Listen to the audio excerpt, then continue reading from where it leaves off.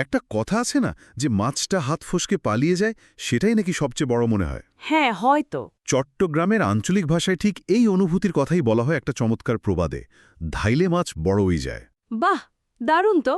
আজকের আলোচনায় আমরা ঠিক এমনই কিছু মজার, বুদ্ধিদীপ্ত এবং কখনো কখনো বেশ রূঢ় কিন্তু গভীর অর্থবহ প্রবাদের জগতে ডুব দিতে চলেছি। তো আমাদের হাতে একটা লেখা আছে, একজন ব্লগার, নাম স্বপ্নী, উনার একটা পোস্ট। শিরোনামটা হলো চট্টগ্রামের আঞ্চলিক ভাষার কয়েকটি প্রবাদ, সাথে বাংলা অনুবাদও আছে। আচ্ছা, কিন্তু আমরা শুধু এগুলোর অনুবাদ বা অর্থ জেনেই থেমে থাকব না। আমাদের আজকের মিশন হলো এই প্রবাদগুলোর ভেতর দিয়ে একটা অঞ্চলের মানুষের জীবন দর্শন, তাদের রসবোধ আর সামাজিক বাস্তবতার একটা গভীর চিত্র তুলে ধরা। এটা খুবই আকর্ষণীয় একটা বিষয়, কারণ প্রবাদ তো শুধু সুন্দর বাক্য নয়। ঠিক। এগুলো হলো হাজার হাজার বছরের অভিজ্ঞতার একটা সম্পর্কী নলিরূপ। একটা অঞ্চলের মানুষ ক্ষমতাকে কিভাবে প্রশ্ন করে, সম্পর্ককে কিভাবে বিচার করে, এই সব কিছুই লুকিয়ে থাকে এই ছোট্ট ছোট্ট বাক্যগুলোর মধ্যে। এগুলো আসলে একটা সংস্কৃতির অলিখিত সংবিধানের মতো। একদম অলিখিত সংবিধান। দারুণ বলেছেন। চলুন তাহলে সেই সংবিধানের কয়েকটি ধারা পাঠ করা যাক। শুরুতেই এমন কিছু প্রবাদ যা আয়নার মতো আমাদের সমাজের আর মানুষের স্বভাবের প্রতিচ্ছবি তুলে ধরে। যেমন স্বপ্নীল ব্লগে প্রথম দিকেই একটা প্রবাদ আছে, হাইলে ঠিললে বাজে বেশি। হ্যাঁ, বাংলায় যার অর্থ দাঁড়ায় খালি কলসি বাজে বেশি। এটা একটা সর্বজনীন সত্য, আমরা সবাই জানি। জানি তো বটেই। কিন্তু এর ভেতরের ব্যাপারটা আরও গভীর। মনোবিজ্ঞানের ডানিং-ক্রুগার এফেক্ট নামে একটা বিষয় আছে। ও, ডানিং-ক্রুগার এফেক্ট। হ্যাঁ, যেখানে বলা হয় কম যোগ্যতা সম্পন্ন ব্যক্তিরা নিজেদের নির্ণয়জ্ঞ অনেক বেশি বলে মনে করে। তাদের জ্ঞানের অভাবটাই তাদের অজ্ঞতা সম্পর্কে জানতে দেয় না। তার মানে এই যে হাইলে ঠিললে বা খালি পাত্রের নড়াচড়ার শব্দ, এটা আসলে সেই ফাঁপা আত্মবিশ্বাসেরই একটা প্রতিধ্বনি। ঠিক তাই। এই প্রবাদটা কোনো মনোবিজ্ঞানের বই পড়ে তৈরি হয়নি, হয়েছে মানুষকে খুব কাছ থেকে দেখে। এটাই তো লোকজ্ঞানের শক্তি। এই মানুষের স্বভাব নিয়ে আরেকটি চমৎকার পর্যবেক্ষণ আছে ব্লগ পোস্টটিতে। ঘরের গরু ঘাড়ার খের নোহায়। অর্থাৎ ঘরের গরু সামনের মাঠের ঘাস খায় না। এর মানে তো খুব সহজ, নিজের কাছে যা আছে তার কদর না করে দূরের জিনিসের প্রতি আকর্ষণ বোধ করা। হ্যাঁ, যাকে আমরা বলি পাশের বাড়ির ঘাস সবসময় বেশি সবুজ মনে হয়। এটা মানুষের এক চিরন্তন অতৃপ্তি। আচ্ছা। মনোবিজ্ঞানের ভাষায় একে নভেলটি বায়স বা নতুনত্বের প্রতি পক্ষপাত বলা যেতে পারে। যা সহজলভ্য তা আমাদের মস্তিষ্কে তেমন উদ্দীপনা তৈরি করে না, কিন্তু যা কিছুটা দূরের বা দুর্লভ তাকে আমরা বেশি মূল্যবান বলে ধরে নিই। একদম।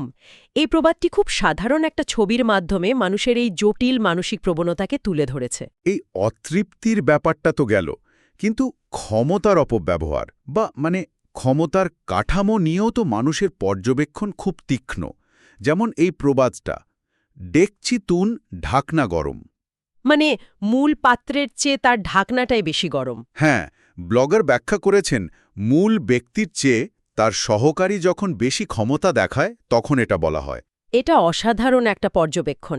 গ্রামের সমাজে হয়তো মোড়লের চেয়ে তার পাশের লোকটার দাপট বেশি দেখা যেত, আর আধুনিক যুগে কর্পোরেট অফিসে? হ্যাঁ, কর্পোরেট অফিসে দেখুন, বড় বসের চেয়ে তার পার্সোনাল অ্যাসিস্ট্যান্ট বা জুনিয়র ম্যানেজারের ভাবসাব অনেক সময় বেশি থাকে। ঠিক ঠিক। কারণ মূল ক্ষমতাধর ব্যক্তিকে হয়তো জবাবদিহি করতে হয়, কিন্তু তার ছায়ায় থাকা ব্যক্তিরা সেই ক্ষমতার উত্তাপটা ভোগ করে কোনো দায়বদ্ধতা ছাড়াই। কিন্তু গ্রামের ক্ষমতার কাঠামোর সাথে কর্পোরেট জগতের তুলনাটা কি একটু বেশি সরল হয়ে গেল না? গ্রামের সমাজে তো সম্পর্কগুলো অনেক বেশি ব্যক্তিগত। আচ্ছা, ভালো একটা প্রশ্ন। সেখানে এই দাপট দেখানোর পেছনে কি শুধু ক্ষমতার প্রশ্নই থাকে, নাকি অন্য কোনো সামাজিক সমীকরণও কাজ করে? অবশ্যই কাজ করে। গ্রামের প্রেক্ষাপটে ক্ষমতার সাথে সামাজিক স্ট্যাটাস, পারিবারিক ইতিহাস এই সব কিছু জড়িত। ঢাকনা গরম হওয়াটা সেখানে শুধু পদের জোরে নয়, বরং সেই পদের মাধ্যমে পাওয়া সামাজিক গুরুত্ব জাহির করার একটা উপায়ও বটে। একদম।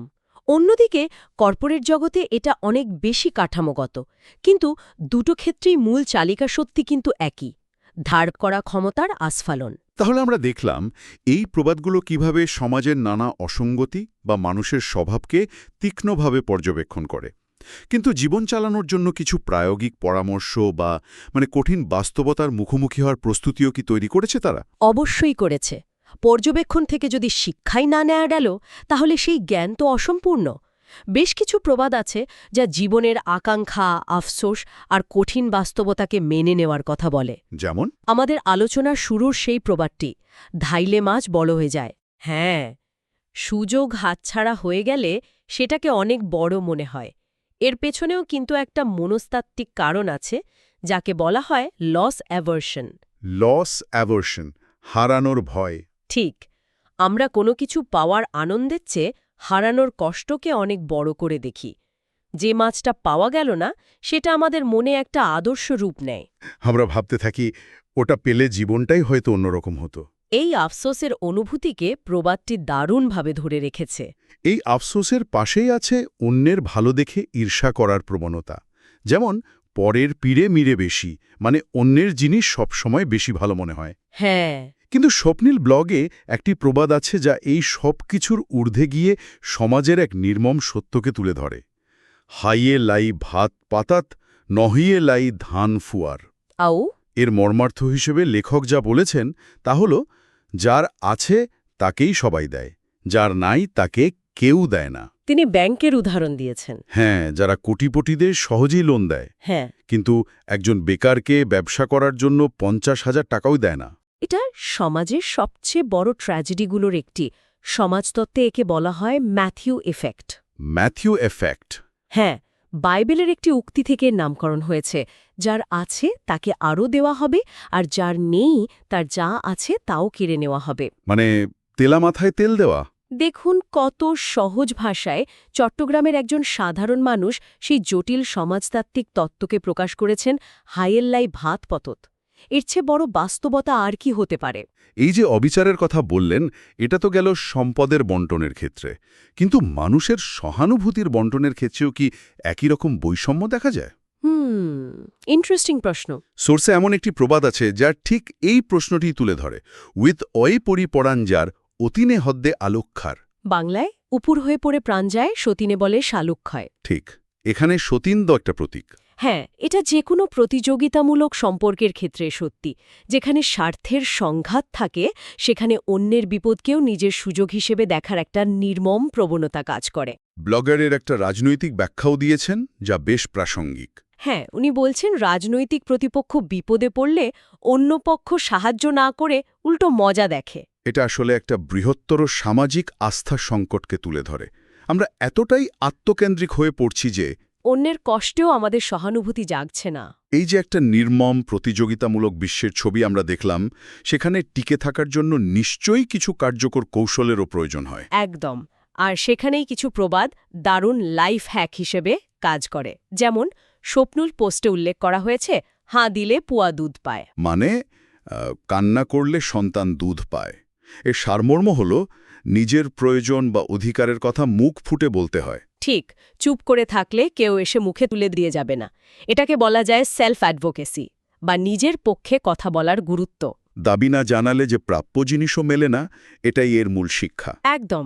কিন্তু সব সময় কি নরম কথায় বা নিজের প্রয়োজন জানালেই কাজ হয়? সোর্সে ঠিক এর বিপরীতধর্মী একটি প্রবাদও আছে যা বেশ কঠিন কথা বলে। লাথির কাট্টল লাথি না, হাইলে ন পাকে। অর্থাৎ লাথির কাঁঠাল লাথি না খেলে পাকে না। হ্যাঁ, এই দুটো প্রবাদকে পাশাপাশি রাখলে একটা চমৎকার ভারসাম্য দেখা যায়। প্রথমটা বলছে নিজের কথা বলতে, আর দ্বিতীয়টা বলছে পরিস্থিতি অনুযায়ী কর্মপন্থা ঠিক করতে। মানে সব সমস্যার সমাধান একরকম নয়। ঠিক, কখনো আলোচনার মাধ্যমে, আবার কখনো কঠোর পদক্ষেপের মাধ্যমে সমাধান খুঁজতে হয়। কখন কোন পদ্ধতি প্রয়োগ করতে হবে সেই জ্ঞানই হল প্রজ্ঞা। এই প্রজ্ঞা যে শুধু বাইরের জগতের জন্য তা নয়, পারিবারিক বা ব্যক্তিগত সম্পর্কের জটিলতা নিয়েও তো অনেক গভীর পর্যবেক্ষণ আছে এই প্রবাদগুলোতে। যেমন একটা মজার প্রবাদ, পুয়ার আত্ম বিস্কুট দিলে মার মন পায়। বাংলায় ছেলের হাতে বিস্কুট দিলে মায়ের মন পাওয়া যায়। হ্যাঁ, এখানে যা আকর্ষণীয় তা হল সম্পর্কের মধ্যে পরোক্ষ কৌশল ব্যবহারের বিষয়টি।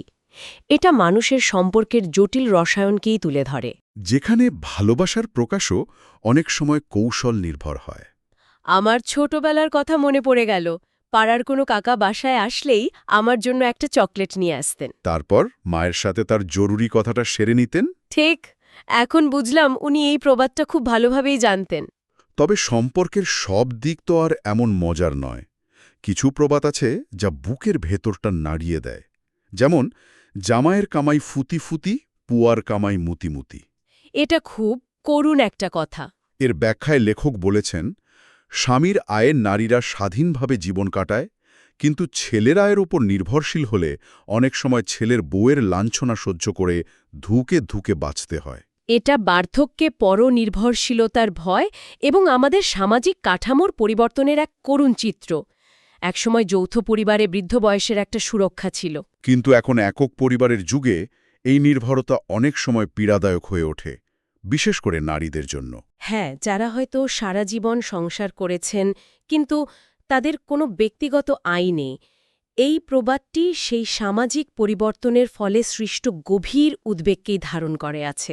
এর সাথে সোর্সের আরেকটি প্রবাদের যোগসূত্র খুলি পাওয়া যায়। বাইন্ধে চুলে, পিন্ধে করে, যেন মৌত ওই।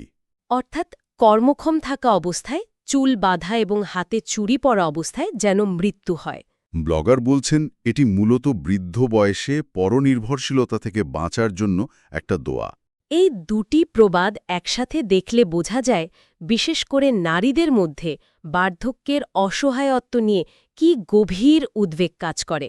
আত্মসম্মান নিয়ে বেঁচে থাকা এবং কর্মক্ষম অবস্থায় পৃথিবী থেকে বিদায় নেওয়ার এই আকাঙ্ক্ষাটা আসলে পরনির্ভরশীল জীবনের কষ্ট এড়ানোর একটা আকুতি।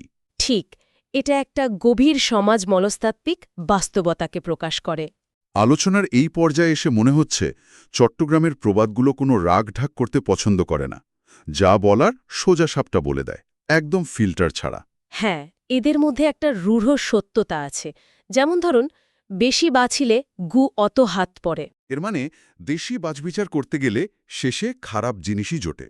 এটা আসলে অতিরিক্ত খুঁতখুঁতে স্বভাব বা সিদ্ধান্তহীনতার বিরুদ্ধে একটি সতর্ক বার্তা, আধুনিক কর্পোরেট ভাষার যাকে বলে অ্যানালাইসিস প্যারালাইসিস। অর্থাৎ অতিরিক্ত বিশ্লেষণ করতে গিয়ে কোনো সিদ্ধান্তই নিতে না পারা।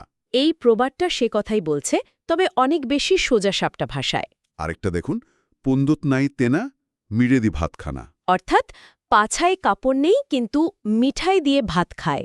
সোর্সে একে গরিবের ঘোড়া রোগ হিসেবে উল্লেখ করা হয়েছে। এটি আসলে সামর্থ্যের বাইরে গিয়ে শৌখিনতা বা ভুল অগ্রাধিকারের একটি তীব্র সামাজিক সমালোচনা।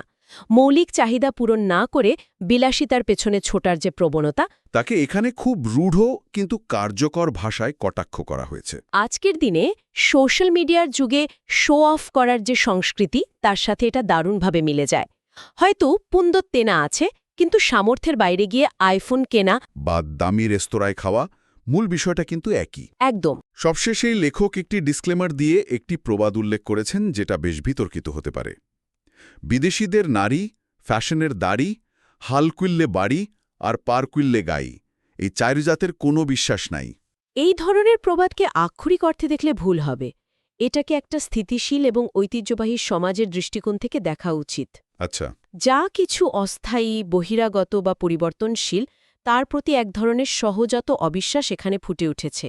যেমন বিদেশি নারী মানে বহিরাগত, যার মূল অন্যত্র, ফ্যাশনের দাড়ি, আজ আছে কাল নেই। হালকুল্লে বাড়ি বা নদীর পাড়ের বাড়ি যে কোনো সময় ভেঙে যেতে পারে। এগুলো আসলে পরিবর্তনের প্রতি এক ধরনের ভয় বা রক্ষণশীল মনোভাবের প্রতিফলন।